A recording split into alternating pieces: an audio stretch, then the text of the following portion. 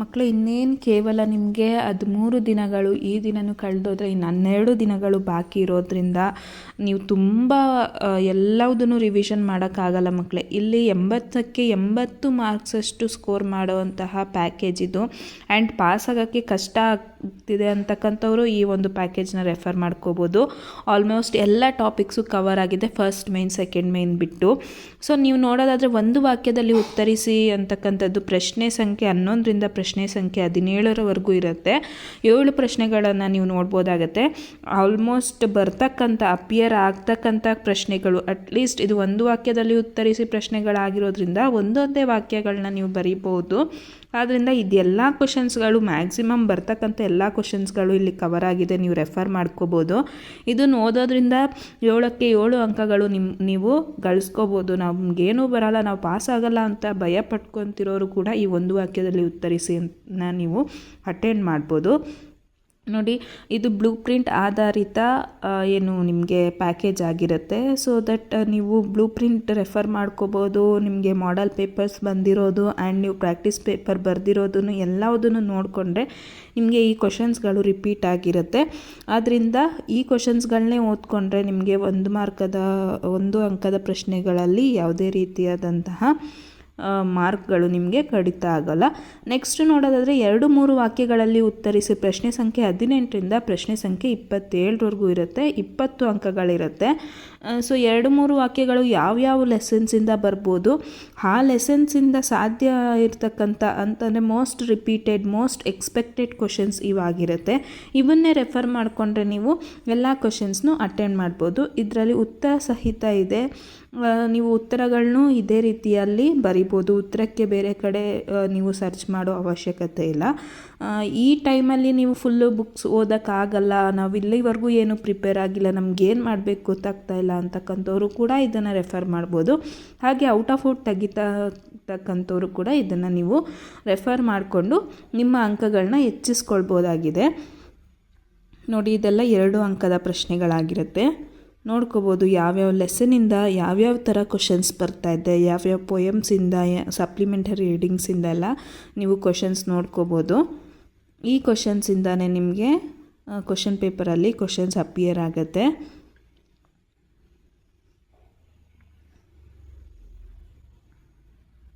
Pass ಮಾಡಿಕೊಂಡು ವಿಡಿಯೋನ ನಿಧಾನಕ್ಕೆ ನೋಡ್ಕೊಳ್ಳಿ, ಸ್ಕ್ರೀನ್ಶಾಟ್ ತಕ್ಕೊಳ್ಳಿ. ಸಾಧ್ಯ ಆದರೆ ನಾನು PDF ಕೂಡ ಅಪ್ಲೋಡ್ ಮಾಡ್ತೀನಿ. ನೋಡಿ, ಇಷ್ಟೆಲ್ಲ 2 ಅಂಕದ ಪ್ರಶ್ನೆಗಳಿದೆ. ಇದು ಬಿಟ್ಟು ಬೇರೆ ಅವರು ಕೊಡೋಕ್ಕೆ ಚಾನ್ಸೇ ಇಲ್ಲ, ಈ ಕ್ವಶನ್ಸ್ಗಳನ್ನೇ ಕೊಡ್ಬೋದು. ಆದ್ದರಿಂದ ಈ ಕ್ವಶನ್ಸ್ಗಳೆಲ್ಲ ನಿಮಗೆ ಬರ್ತಿದೆಯಾ ಅಂತ ಒಂದ್ಸಲಿ ಚೆಕ್ ಮಾಡ್ಕೊಳ್ಳಿ. ನೆಕ್ಸ್ಟು ಕವಿ ಪರಿಚಯ, ಆರಾಮಾಗಿ ನಿಮಗೆ 6 ಮಾರ್ಕ್ಸ್ಗಳು ಬರುತ್ತೆ. 2 ಕವಿ ಪರಿಚಯನ ನೀವು ಬರಿಬೇಕಾಗತ್ತೆ. ಅದರಲ್ಲಿ ಯಾವ್ಯಾವ ಕವಿ ಪರಿಚಯ ಬರೋ ಸಾಧ್ಯತೆಗಳಿದೆ ಅನ್ನೋದು ಅಷ್ಟು ಕವಿಗಳ ಪರಿಚಯವನ್ನು ಇಲ್ಲಿ ನೀವು ನೋಡ್ಬೋದಾಗಿದೆ. ಸೊ ದೇವನೂರು ಮಹಾದೇವ ಅವರಾಗಿರ್ಬೋದು, ದ ರಾ ಬೇಂದ್ರೆ ಅವರಾಗಿರ್ಬೋದು, ರನ್ನ, ಪಂಪ, ಕುವೆಂಪು ಅವರಾಗಿರ್ಬೋದು, ಇವರೆಲ್ಲ ಕವಿಗಳ ಪರಿಚಯವನ್ನು ನೀವು ಮಾಡಿಕೊಂಡ್ರೆ ಒಂದು ಚಾರ್ಟ್ ಥರ ಮಾಡ್ಕೊಂಬಿಡಿ. ಎಲ್ಲದಕ್ಕೂ ಕಾಮನ್ ಆಗಿ ನೀವು ಹೆಸರಾಗಿರ್ಬೋದು, ಅವರು ಹುಟ್ಟಿದಂಥ ಊರು ಆಗಿರ್ಬೋದು, ಜಿಲ್ಲೆ ಆಗಿರ್ಬೋದು, ಅವರ ಕೃತಿಗಳಾಗಿರ್ಬೋದು, ಈ ರೀತಿ ಒಂದು ಚಾರ್ಟ್ ಮಾಡಿಕೊಂಡು ಅಲ್ಲಿ ಕಂಪ್ಯಾರಿಷನ್ ಮೂಲಕ ಓದ್ಕೊಂಬಿಟ್ರೆ ನಿಮಗೆ ಯಾವ ಕವಿ ಪರಿಚಯ ಕೊಟ್ಟು ನೀವು ಆರಾಮಾಗಿ ಬರಿಬೋದಾಗತ್ತೆ. ಇದಿಷ್ಟು ಕವಿಗಳ ಪರಿಚಯವನ್ನು ನೀವು ಕಲ್ತ್ಕೊಂಡಿರಬೇಕು.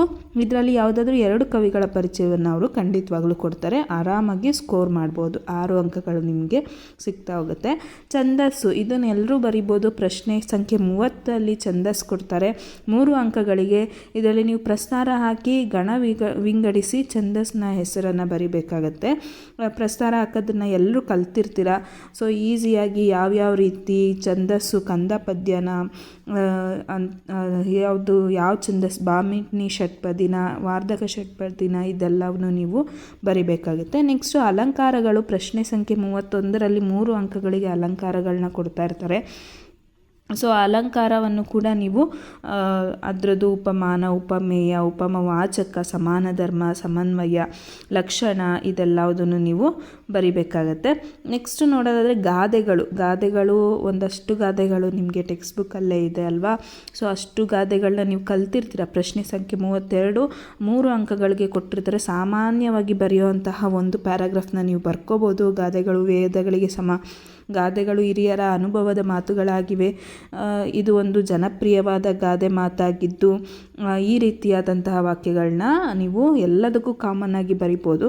ಅದದ್ದು ಏನು ವಿವರಣೆ ಕೊಡ್ತಾ ನೀವು ಎಕ್ಸ್ಪ್ಲೈನ್ ಮಾಡಿದ್ರೆ ನಿಮಗೆ ಗಾದೆಗಳಿಗೆ 3 ಅಂಕಗಳಂತೂ ಸಿಗೋದು ಖಂಡಿತ. ಯಾವ್ಯಾವ ಗಾದೆ ಓದ್ಕೋಬೇಕು ನೋಡಿ. ಕುಂಬಾರನಿಗೆ ವರುಷ, ದೊಣ್ಣೆಗೆ ನಿಮಿಷ, ಕೈ ಕೆಸರಾದರೆ ಬಾಯಿ ಮೊಸರು, ಕೂಡಿ ಬಾಳಿದರೆ ಸ್ವರ್ಗ ಸುಖ, ಮಾತೆ ಮುತ್ತು ಮಾತೆ ಮೃತ್ಯು, ಕಟ್ಟುವುದು ಕಠಿಣ ಕೆಡಹುದು ಸುಲಭ, ಹೆತ್ತ ತಾಯಿ ಹೊತ್ತ ನಾಡು ಸ್ವರ್ಗಕ್ಕಿಂತಲೂ ಮಿಗುಲು. ಈ ರೀತಿಯಾದಂತಹ ಗಾದೆಗಳನ್ನ ನೀವು ಓದ್ಕೋಬೇಕಾಗತ್ತೆ. ಸತ್ಯಕ್ಕೆ ಸಾವಿಲ್ಲ, ಸುಳ್ಳಿಗೆ ಸುಖವಿಲ್ಲ. ಇದೆಲ್ಲ ಗಾದೆ ಮಾತುಗಳನ್ನ ನೀವು ರೆಫರ್ ಮಾಡ್ಕೋಬೇಕಾಗತ್ತೆ. ನಿಮ್ಮಲ್ಲೂ ನಿಮ್ಮ ಟೀಚರ್ಸು ಎಲ್ಲದನ್ನು ಬರೆಸಿರ್ತಾರೆ, ಓದಿಸಿರ್ತಾರೆ. ಮತ್ತೊಂದು ಸಲ ಇದನ್ನು ನೀವು ರೆಫರ್ ಮಾಡಿಕೊಂಡ್ರೆ ನಿಮ್ಮ ಅಂಕಗಳು ಹೆಚ್ಚಾಗೋ ಸಾಧ್ಯತೆಗಳಿದೆ. ಆಳಾಗಬಲ್ಲವನು ಅರಸನಾಗಬಲ್ಲ, ತಾಳಿದವನು ಬಾಳಿಯಾನು, ಮನಸ್ಸಿದ್ದರೆ ಮಾರ್ಗ. ನೀವು ಮನಸ್ಸು ಮಾಡಿದರೆ ಯಾವ ಒಂದು ಕೆಲಸವನ್ನು ನೀವು ಮಾಡ್ಬೋದು ಅಲ್ವಾ ಮಕ್ಕಳೇ. ಸಂದರ್ಭ ಸ್ವಾರಸ್ಯ ಇದೊಂಚೂರು ಮಕ್ಕಳಿಗೆ ತುಂಬಾ ಕಷ್ಟ ಆಗ್ತಾ ಇರುತ್ತೆ. ಒಂದ್ಸಲ ಅನ್ಎಕ್ಸ್ಪೆಕ್ಟೆಡ್ ಕ್ವಶನ್ಸ್ ಕೂಡ ಬರೋ ಚಾನ್ಸಸ್ ಇರುತ್ತೆ. ಅದರಲ್ಲೂ ಮ್ಯಾಕ್ಸಿಮಮ್ ಇಲ್ಲಿ ಕ್ವಶನ್ಸ್ನ ನೀವು ರೆಫರ್ ಮಾಡ್ಕೋಬೋದು. ಪ್ರಶ್ನೆ ಸಂಖ್ಯೆ 33ರಿಂದ ಪ್ರಶ್ನೆ ಸಂಖ್ಯೆ 38ರವರೆಗೂ ಇಲ್ಲಿರುತ್ತೆ. 18 ಅಂಕಗಳು ನಿಮಗೆ ಸಂದರ್ಭ ಸಹಿತ ಸ್ವಾರಸ್ಯವನ್ನು ವಿವರಿಸಿ ಅಂತಕ್ಕಂಥ ಮೇನಲ್ಲಿ ಸಿಗ್ತಾ ಹೋಗುತ್ತೆ. ಸೊ ಯಾವ ಪದ್ಯದಿಂದ ಯಾವ ಪಾಠದಿಂದ ಆಯ್ದುಕೊಳ್ಳಲಾಗಿದೆ ಅದನ್ನು ನೀವು ಬರಿಬೇಕಾಗತ್ತೆ. ಅದಾದ ನಂತರ ಸಂದರ್ಭ ಬರಿಬೇಕಾಗತ್ತೆ. ಅದಾದ ನಂತರ ಸ್ವಾರಸ್ಯವನ್ನು ಬರಿಬೇಕಾಗತ್ತೆ. ನೋಡಿ, ಇದಿಷ್ಟು ಬರೆದ್ರೆ ನಿಮಗೆ ಒಂದು ಪ್ರಶ್ನೆಗೆ 3 ಅಂಕ ಸಿಗ್ತಾ ಹೋಗುತ್ತೆ. ಒಟ್ಟಾರೆ ನಿಮಗೆ 18 ಅಂಕಗಳು ಈ ಒಂದು ಸಂದರ್ಭ ಸಹಿತ ಸ್ವಾರಸ್ಯವನ್ನು ವಿವರಿಸಿ ಅಂತಕ್ಕಂಥ ಮೇನಿಂದ ನಿಮಗೆ ಸಿಗ್ತಾ ಹೋಗುತ್ತೆ. ನೋಡ್ಕೊಳ್ಳಿ, ಯಾವ್ಯಾವ ಲೆಸನ್ಸಿಂದ ಕೊಟ್ಟಿರ್ತಾರೆ, ಯಾವ್ಯಾವ ಪೊಯಮ್ಸಿಂದ ಕೊಟ್ಟಿರ್ತಾರೆ. ಹಳೆಗನ್ನಡ ಪದ್ಯದಿಂದ ನಿಮಗೆ ಕೊಟ್ಬಿಟ್ರೆ ಸ್ವಲ್ಪ ಕನ್ಫ್ಯೂಷನ್ ಆಗಿಬಿಡ್ತೀರ. ಸೊ ಅದನ್ನೆಲ್ಲ ಕರೆಕ್ಟಾಗಿ ಗಮನಿಸ್ತಾ ನೀವು ಸ್ವಾರಸ್ಯವನ್ನು, ಸಂದರ್ಭವನ್ನು ಐಡೆಂಟಿಫೈ ಮಾಡಿ ಬರಿಬೇಕಾಗತ್ತೆ. ನೋಡಿ, ಸಾಮಾನ್ಯವಾಗಿ ಕೇಳಬಹುದಾದಂತಹ ಸಂದರ್ಭಗಳು ಇಲ್ಲಿವೆ, ರೆಫರ್ ಮಾಡ್ಕೊಳ್ಳಿ.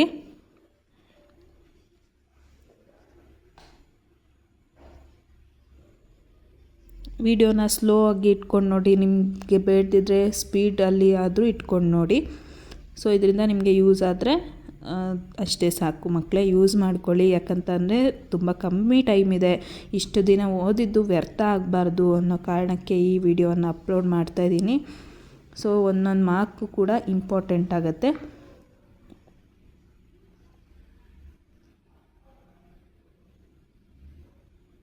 ನೋಡಿ, ಇದೆಲ್ಲ ಸಂದರ್ಭಗಳು.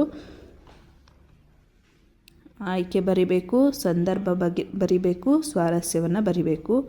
ಸಾಧ್ಯವಾಗುವಂತಹ ಕೊಡ್ತಕ್ಕಂತಹ ಎಲ್ಲ ಸಂದರ್ಭಗಳು ಇಲ್ಲಿವೆ, ನೀವು ರೆಫರ್ ಮಾಡ್ಕೋಬೋದು. ನೆಕ್ಸ್ಟ್ ಪದ್ಯ ಪ್ರಶ್ನೆ ಸಂಖ್ಯೆ 39 ಆಗಿರುತ್ತೆ. 4 ಅಂಕಗಳು ಪರಿಪೂರ್ಣವಾಗಿ ನಿಮಗೆ ಸಿಗ್ತಾ ಹೋಗುತ್ತೆ. ಕಂಠಪಾಠ ಯಾವ್ಯಾವ ಪದ್ಯ ಮಾಡಬೇಕು ನೋಡ್ಕೊಳ್ಳಿ. ಇಷ್ಟು ಪದ್ಯಗಳನ್ನ ನೀವು ಕಂಠಪಾಠ ಮಾಡಿಕೊಂಡ್ರೆ ನಿಮಗೆ 4 ಅಂಕಗಳು ಕಣ್ಮುಚ್ಕೊಂಡು ಸಿಗ್ತಾ ಹೋಗುತ್ತೆ. ಭಾವಾರ್ಥ ಬರೆಯೋದು ಪ್ರಶ್ನೆ ಸಂಖ್ಯೆ 40ರಲ್ಲಿರುತ್ತೆ. ಇದಕ್ಕೂ ಕೂಡ 4 ಅಂಕಗಳು ಸಿಗ್ತಾ ಹೋಗುತ್ತೆ. ಭಾವಾರ್ಥವನ್ನು ನೀವು ಓದ್ಕೊಂಡು ನೀಟಾಗಿ ಬರಿತಾ ಹೋಗಿ. ಇಲ್ಲಿ ಕೊಟ್ಟಿರ್ತಕ್ಕಂಥ ಭಾವಾರ್ಥಗಳನ್ನು ಕೂಡ ನೀವು ಗಮನಿಸ್ಕೊಳ್ಬೋದು. ನೆಕ್ಸ್ಟ್ 8, 10 ವಾಕ್ಯಗಳಲ್ಲಿ ಉತ್ತರಿಸಿ. ಇದನ್ನು ಪಾಸಾಗೋ ಮಕ್ಕಳು ಕಲ್ತ್ಕೊಳ್ಳೋದು ಸ್ವಲ್ಪ ಕಷ್ಟ ಆಗುತ್ತೆ. ಯಾರ್ಯಾರು ಔಟ್ ಆಫ್ ಔಟ್ ಸ್ಕೋರ್ ಮಾಡ್ತೀರಾ ನೋಡಿ, ಅವರಂತೂ ಈ ಎಲ್ಲ ಪ್ರಶ್ನೆಗಳನ್ನ ನೀವು ಕಲ್ತ್ಕೊಳ್ಳೇಬೇಕು. ಖಂಡಿತವಾಗ್ಲೂ ಇದೇ ಪ್ರಶ್ನೆಗಳಿಂದ ನಿಮಗೆ ಈ ಪ್ರಶ್ನೆಗಳೇ ನಿಮಗೆ ಫೈನಲ್ ಎಕ್ಸಾಮಲ್ಲಿ ಅಪಿಯರ್ ಆಗೋ ಚಾನ್ಸಸ್ ಇದೆ. 41, 42ನೇ ಪ್ರಶ್ನೆ. ಒಂದು ಪ್ರಶ್ನೆಗೆ 4 ಅಂಕಗಳಿರುತ್ತೆ. 2 ಪ್ರಶ್ನೆಗಳಿಂದ 8 ಅಂಕಗಳು ಈ ಮೇನ್ಗೆ 8, 10 ವಾಕ್ಯಗಳಿಗೆ ನಿಮಗೆ ಸಿಗ್ತಾ ಹೋಗುತ್ತೆ.